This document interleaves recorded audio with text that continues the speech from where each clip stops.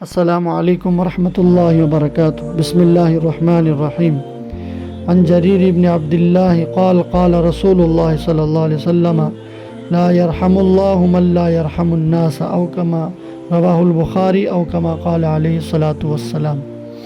حضرت جریر ابن عبداللہ رضی اللہ عنہما سے روایت ہے، فرماتے ہیں کہ نبی اکرم صلی اللہ علیہ وسلم نے ارشاد فرمایا، اللہ تبارک و تعالی ان لوگوں پر رحم نہیں کرتے جو اور لوگوں پر رحم نہیں کرتے، اتنی نرمی کے ساتھ پیش نہیں آتے، اللہ تعالیٰ ان کے ساتھ بھی نرمی کا معاملہ نہیں فرماتے۔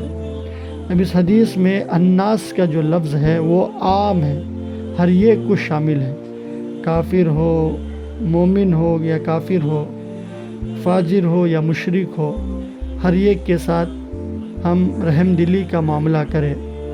یہ الگ بات ہے کہ کسی کافر کے ساتھ قلبی تعلق رکھنا، اس سے گہرا تعلق، اتنا گہرا تعلق رکھنا کہ اس کے شادی بیاہوں میں ہم شریک ہو جائیں اور جو ہے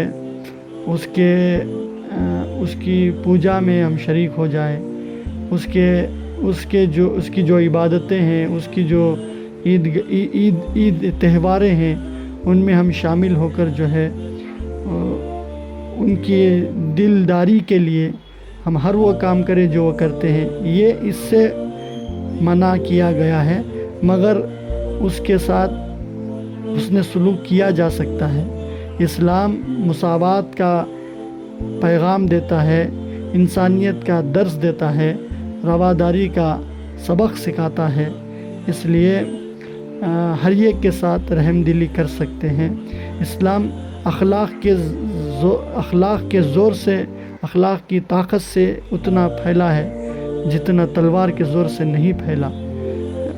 اخلاق کا مظاہرہ بہت بڑی چیز ہے، اخلاق کا مظاہرہ کی کمی ہے، اخلاق کے مظاہرے کی کمی ہے۔ اللہ تعالی ہم سب کو اخلاق حسنہ سے مزین فرمائے۔ دوسری حدیث میں، دوسری روایت سے بھی پتہ چلتا ہے کہ صرف انسان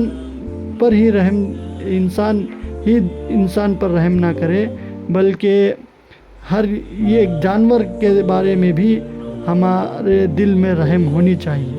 بیجا اس کو مارے نہیں، بیجا اس کو اپنی جگہ سے اٹھائے نہیں، بیجا اس کو جو ہے بھگائے نہیں۔ جو جانور ہمیں تکلیف نہیں پہنچاتے ان کو ہمیں تکلیف نہیں پہنچانا چاہیے۔ ہاں، جو جانور تکلیف پہنچاتے ہیں جیسے سانپ ہے، بچھو ہے، چوہے ہیں، جو موذی ہے، اللہ کے رسول نے فرمایا تکلیف دینے والوں کو تکلیف دینے سے پہلے مارو، قتل الموذی قبل الایذاء۔ سانپ اگر آپ اس کو نہیں ماریں گے تو وہ آپ کو مار دے گا، تو آپ کو ڈس لے گا، آپ کی جان لے لے گا۔